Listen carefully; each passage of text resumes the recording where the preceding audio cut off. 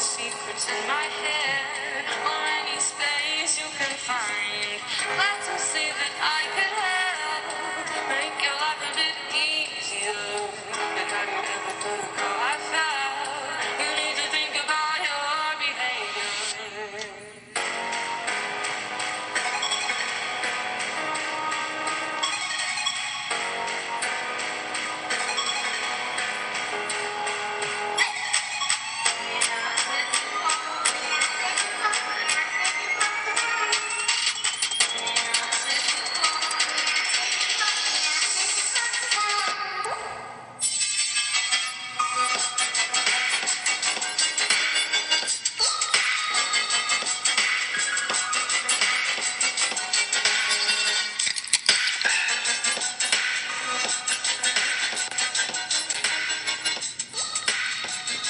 It is Sunday, boys and girls. Yes, it is time for another edition of Butch On Sports. Simply Butch is here in the flesh on a Sunday. 2 and maybe and a half more days before Christmas. And everybody be jumping up for joy. All right. But we're here for one reason only, to give you some latest sports news that you can't get enough of.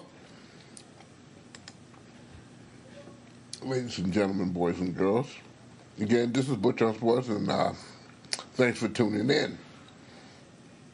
Let's get started with the Detroit Lions.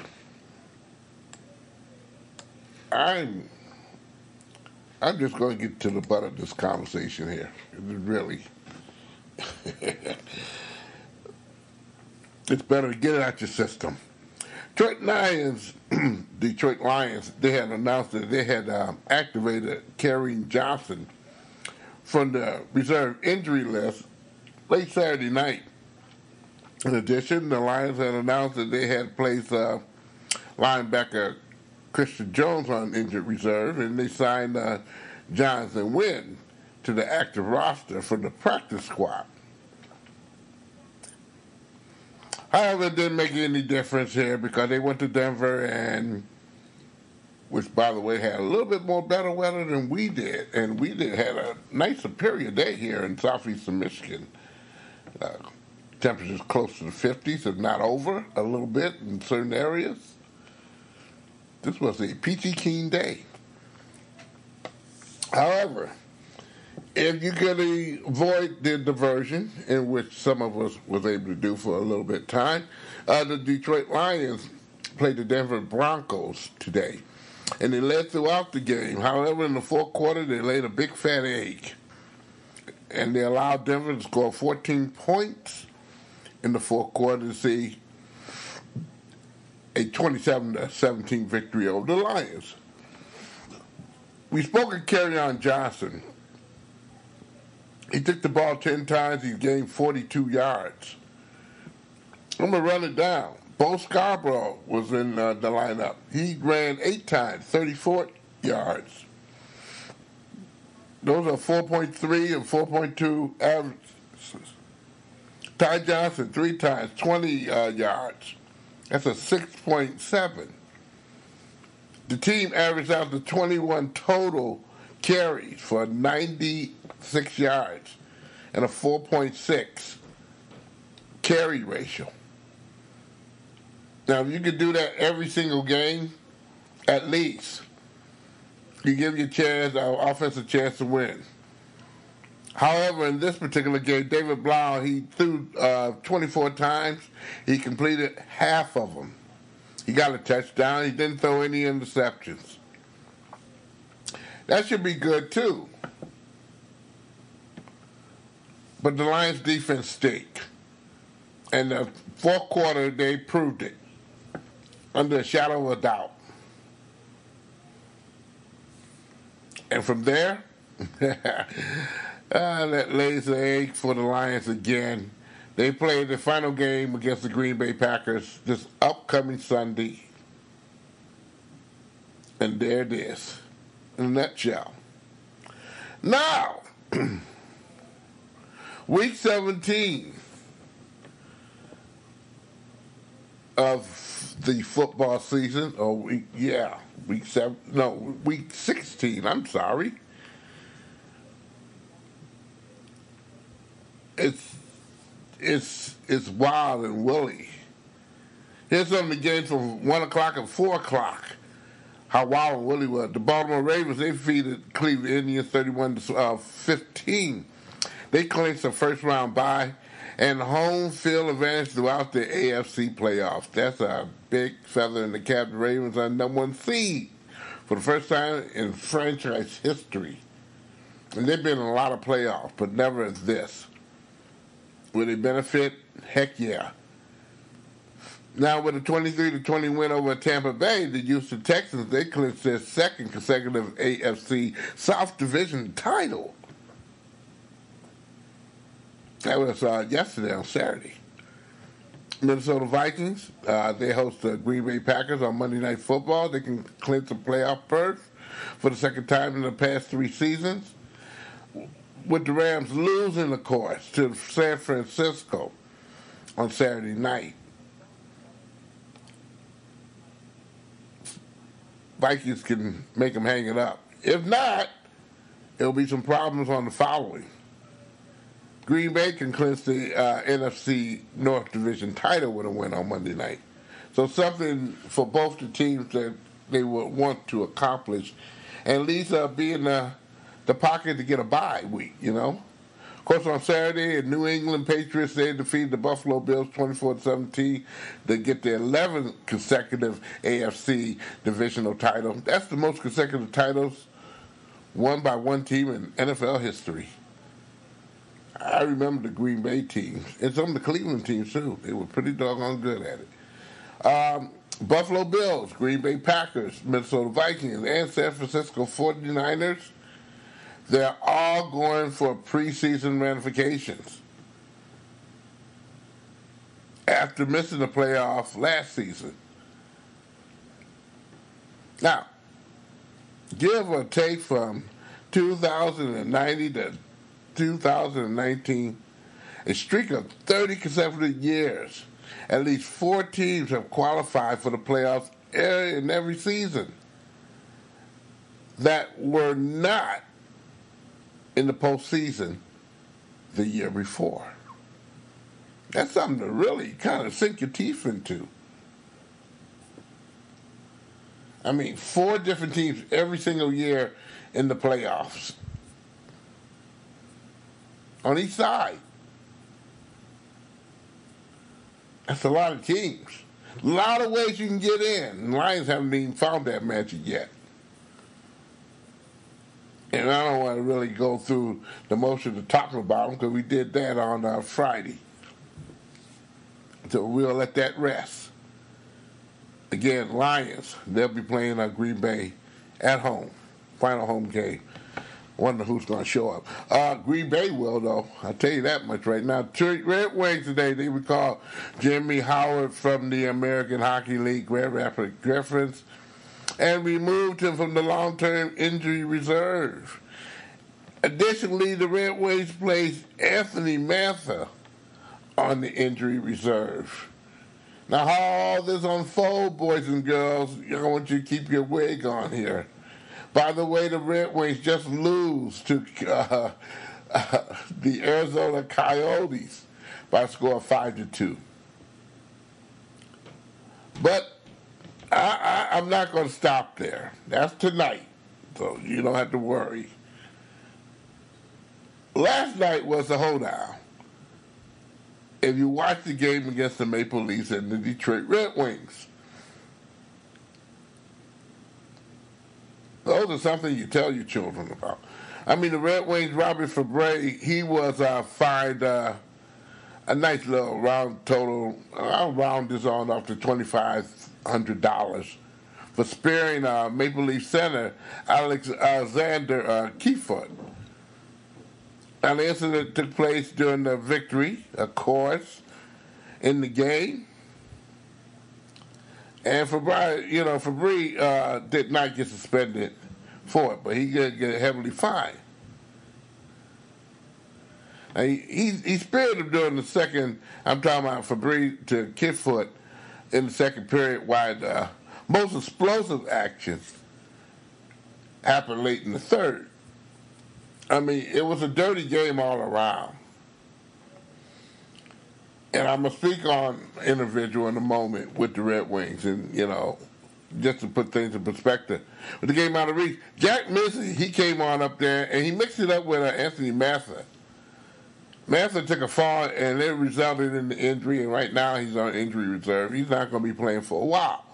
Moments later, Andre Anthony tried to go after Kerfoot, only instead to get physically involved with Justin Hall. Oh, ho, ho. And the list goes on and on and on, folks. Wicked, wicked indeed. Toronto was ahead of that game from the get-go. And I hate to say, but Massa, he's the one that instigated the fight.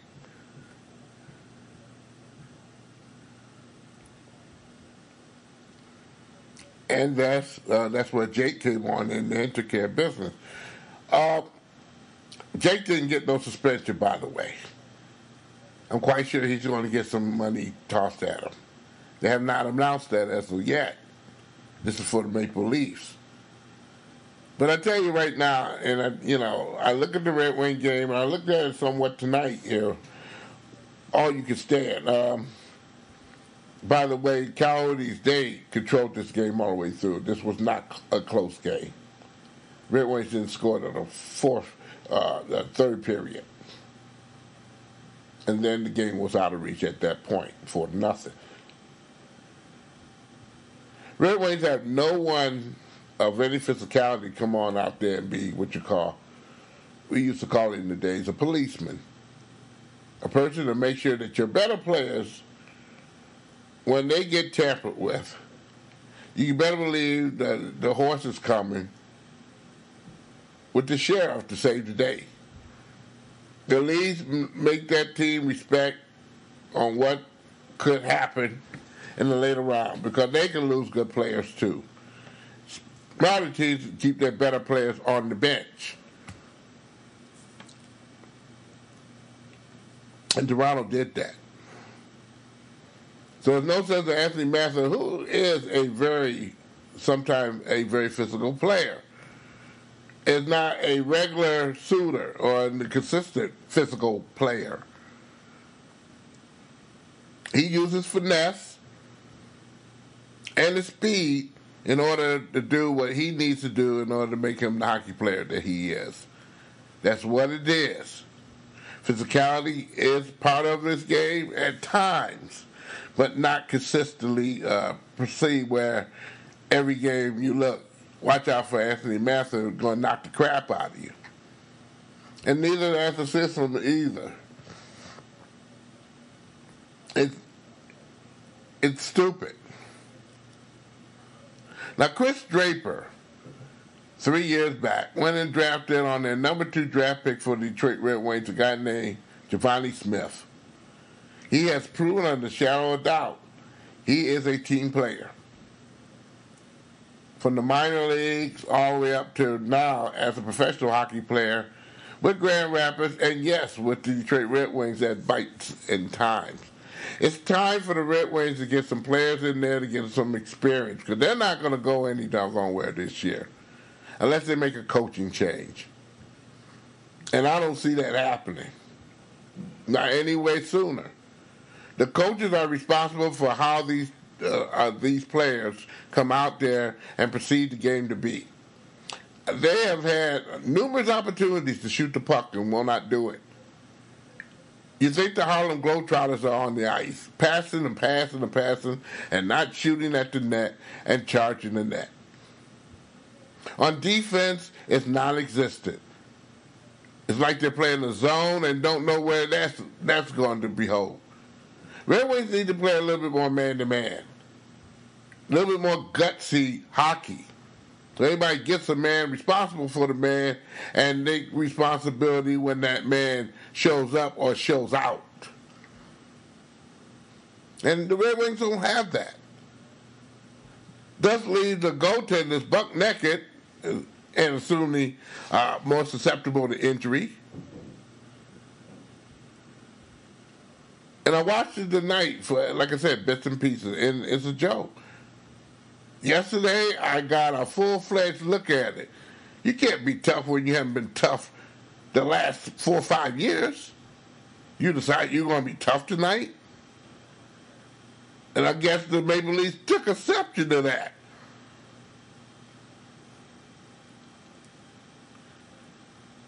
And now you're one of your better players are not going to be playing for a while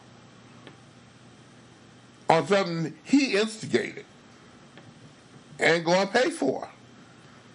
And the team will lose out. Cohesion, communication, and also a sense of knowing that I am not calling a good game. It goes all the way around with the coaching staff, all the way to the players. To do a better job on the ice. People that pay to see this, they don't get to pay to see stupidity like this. The Red Wings are not a very good-looking team right now. Sorry to say. Along with the Detroit Pistons, I might add, another team. You can figure it out. It's either they need someone to crack a whip or make some valuable decisions on getting rid of some veterans and allowing some kids to get some valuable time on the floor to make a good team. Start over again for your free agents on who you're going to pick in order to influence others to do a good doggone job on the floor, playing offense and defense so they can win. Because Detroit do not have it here. They're paying some players with a bunch of money. Andre Drummond's going to be somewhere if he's not here. You got to give the guy some help or some sense of value to know that, you know what, well, Andre, we're not going to miss you. Because we know so-and-so and so-and-so right now is getting the job done for us. And we're not scared to play you. Blake Griffin, injury, I'm not going to comment too much on it. It is what it is. So until things get straightened out with that core, oh well. What can you say? Detroit Tigers have agreed to terms with infielder Jonathan Schoop and C.J. Cron on one-year Major League contract deals, adding Jonathan and C.J. as a step toward accomplishing our off-season goal of making the ball club better headed into the 2020 season, said Detroit Tigers Executive Vice President of Baseball Operations, General Manager Al Avila. We're excited to have them join our organization, and we expect both players to inject some significant power to our lineup. Defensively, yes, CJ will provide some stability at first base. Jonathan will lead the middle of our infield. That tells you something right there, don't it, boys and girls? Give you a little background. Jonathan Schoop, 28 years old. He played 121 games with the Twins in 2019. 256, a batting average with 23 doubles, 1 triple, and 23 home runs, 59 RBIs. Not bad. RBIs, we're going to need some more carry-on that. He hit 22 home runs as a second baseman. 4th highest among all baseball while ranking with a pretty good slugging percentage of .478. The middle infielder can play the outfielder at times, but I think right now they're going to try to cement the infield as much as they can without seeing injuries.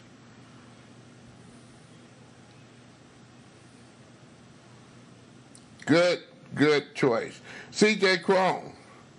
If we're going to play second base, then you got that side complete with C.J. Cron, 29 years old, 125 games with the Minnesota Twins, 2019, 253 batting average, 24 doubles, 25 home runs, and a career high 78 RBIs.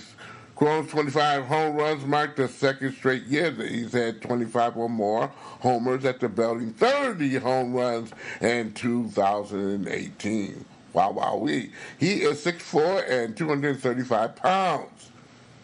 Excellent against left-handed pitchers. He hit 326 and did some damage. So you got pretty good doggone players for 1 year for the Detroit Tigers to kind of make a dent and have a respectable season. If then some. You know, surprises can be near, but here's a good start right then and there. We'll see how that cement or go plop, plop, fizz, fizz. College basketball yesterday. The University of Detroit Mercy here. Antonio Davis, he scored a game-high 35 points. Titans never looked back in this particular game. They crushed Southern Illinois' Edwardsville, wherever that school is, 81-55 Saturday afternoon. Very good indeed. 12th career 30-point game for Davis. As right now, I'm just beginning to say, maybe he's just a show, but he needs a supporting cast and quick if they're going to make a dent in the Horizon League right now. I had a lot of hope for that team to get better, but right now it's the Davis show and no more. So hope that the Titans get that taken care of. Well, we won't see Davis, either one of them, next year, for sure. I promise you that here. Presbyterian played at Michigan. They scored only 44 points. That wasn't enough because Michigan scored 86 points, and they won their game yesterday. Presbyterian, yes. And East Lansing, Michigan. Eastern Michigan played the University of Michigan State. Michigan State just hammered Eastern Michigan 101-48 to go before Christmas vacation. Oh boy, I had to laugh at that one here. I will say, school is out for 2 weeks for almost every institution of educational background and factors there in the state of Michigan, and then some. Okay, kids going to be out looking for things to do after Christmas, and they're geeked down. Please, ladies and gentlemen, boys and girls, watch your children. Don't let them always watch you. Get in some activity, some fun. Make up something that's going to be somewhat superior and having a great day for your child or children. Okay? Do that. Recreational or whatever. Get involved with these kids here, okay? High school, middle school, elementary. I did mention recreational. Please, get together. Because after the school vacation time, and some of them have these Christmas tournaments, it's on for high school as far as basketball. One of the biggest selling properties in Michigan when it comes down to participation from the fans. Okay? I tell you right now. Plain and simple. Well, it is the Christmas holiday, and I'd like to thank everybody through this particular to have a very joyous Christmas time or a happy holiday time with Hanukkah being started today. That 8 days of celebration. Of course, Kwanzaa starts on the 26th. Some of you start celebrating it on the 24th. And doing some other things as well, positive for everyone here. Let's keep some peace in this particular world that we live in right now. There's too much madness going on. I will tell you right from the horse's mouth, And my mouth going to be running here in a minute. I tell you. We are not going to be on the rest of the week. We're going to take all the way off until Friday, Saturday. And then we will give you Butch On Sports again. We will be on Sunday. But we're going to take us a extended week. We haven't been successful on Wednesday the last 2 weeks because we had some breakdowns with the equipment, but we got that straightened out there. And it's after the holidays on Wednesday. So Friday night, Saturday, you'll hear from me on Butch On Sports. Butch On Sports is a presentation on my darling production. Check me out on Facebook, Butch On Sports. Give me a like if you can, or go to Podomatic. Type in SIMPLYBUTCHTOO.podomatic.com.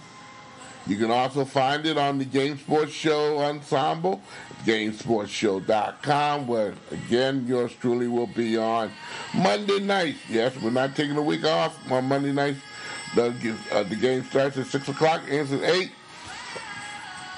Yours truly with Scott Nason, Dave McKay, E.J. Russell.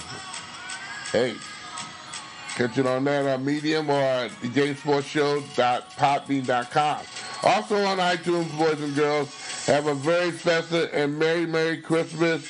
I will check you guys out Friday night, Saturday morning.